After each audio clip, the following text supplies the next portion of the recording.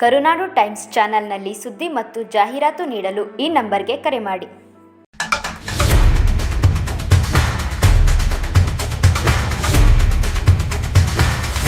ದಲಿತ ಸಮುದಾಯದ ಸಂಘಟನೆಗಳ ಅಭಿನಂದನಾ ಸಮಿತಿ ವತಿಯಿಂದ ಮಂಡ್ಯದ ಕಲಾಮಂದಿರದಲ್ಲಿ ಡಿಸೆಂಬರ್ 28ನೇ ತಾರೀಕು ಭಾನುವಾರ ಬೆಳಿಗ್ಗೆ 11 ಗಂಟೆಗೆ ಮಂಡ್ಯ ನಗರಾಭಿವೃದ್ಧಿ ಪ್ರಾಧಿಕಾರದ ನೂತನ ಅಧ್ಯಕ್ಷರಾಗಿ ನೇಮಕಗೊಂಡಿರುವ ಹಿರಿಯ ಪತ್ರಕರ್ತ ಬಿಪಿ ಪ್ರಕಾಶ್ ಅವರಿಗೆ ಅಭಿನಂದನಾ ಸಮಾರಂಭವನ್ನು ಆಯೋಜಿಸಲಾಗಿದೆ.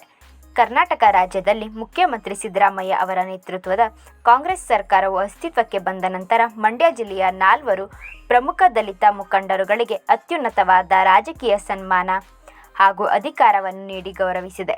ಕರ್ನಾಟಕ ರಾಜ್ಯ ಮಾಲಿನ್ಯ ನಿಯಂತ್ರಣ ಮಂಡಳಿ ಅಧ್ಯಕ್ಷರಾಗಿ ಮಳವಳ್ಳಿ ವಿಧಾನಸಭಾ ಕ್ಷೇತ್ರದ ಶಾಸಕ ಪಿಎಂ ನರೇಂದ್ರ ಸ್ವಾಮಿ ಅವರು ನಿಯೋಜನೆಗೊಂಡರೆ, ಕರ್ನಾಟಕ ಅನುಸೂಚಿತ ಜಾತಿ ಹಾಗೂ ಪಂಗಡಗಳ ಆಯೋಗದ ನೂತನ ಅಧ್ಯಕ್ಷರಾಗಿ ಡಾಕ್ಟರ್ ಎಲ್ ಮೂರ್ತಿ ನೇಮಕಗೊಂಡಿದ್ದಾರೆ.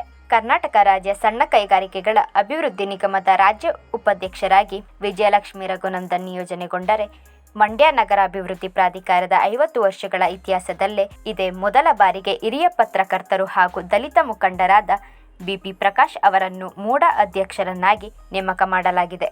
ಈ 4 ಮುಖಂಡರನ್ನು ಮಂಡ್ಯ ಜಿಲ್ಲೆಯ ಉಸ್ತುವಾರಿ ಸಚಿವರಾದ ಎನ್ ಚೆಲುವರಾಯಸ್ವಾಮಿ ಅವರ ನೇತೃತ್ವದಲ್ಲಿ ಮಂಡ್ಯ ವಿಧಾನಸಭಾ ಕ್ಷೇತ್ರದ ಶಾಸಕರಾದ ಪಿ ರವಿಕುಮಾರ್ ಗಣಿಗ ಅವರ ಅಧ್ಯಕ್ಷತೆಯಲ್ಲಿ ಸನ್ಮಾನಿಸಿ ಗೌರವಿಸಲಾಗುತ್ತಿದೆ. ಆದ್ದರಿಂದ ಮಂಡ್ಯ ಜಿಲ್ಲಾದ್ಯಂತ ಎಲ್ಲ 7 ತಾಲೂಕುಗಳಿಂದ ದಲಿತ ಬಂಧುಗಳು ಹಾಗೂ ವಿವಿಧ ಪ್ರಗತಿಪರ ಸಂಘಟನೆಗಳ ಮುಖಂಡರು ಮಂಡ್ಯ ನಗರದಲ್ಲಿ ದಲಿತ ಸಮುದಾಯ ಸಂಘಟನೆಗಳ ನೇತೃತ್ವದಲ್ಲಿ ನಡೆಯುತ್ತಿರುವ ಅಭಿನಂದನಾ ಸಮಾರಂಭದಲ್ಲಿ ಸಾವಿರಾರು ಸಂಖ್ಯೆಯಲ್ಲಿ ಭಾಗವಹಿಸಿ ಕಾರ್ಯಕ್ರಮವನ್ನು ಯಶಸ್ವಿಗೊಳಿಸಬೇಕು ಎಂದು ಗುರುಪ್ರಸಾದ್ ಕರೇಗೋಡು ಮನವಿ ಮಾಡಿದರು.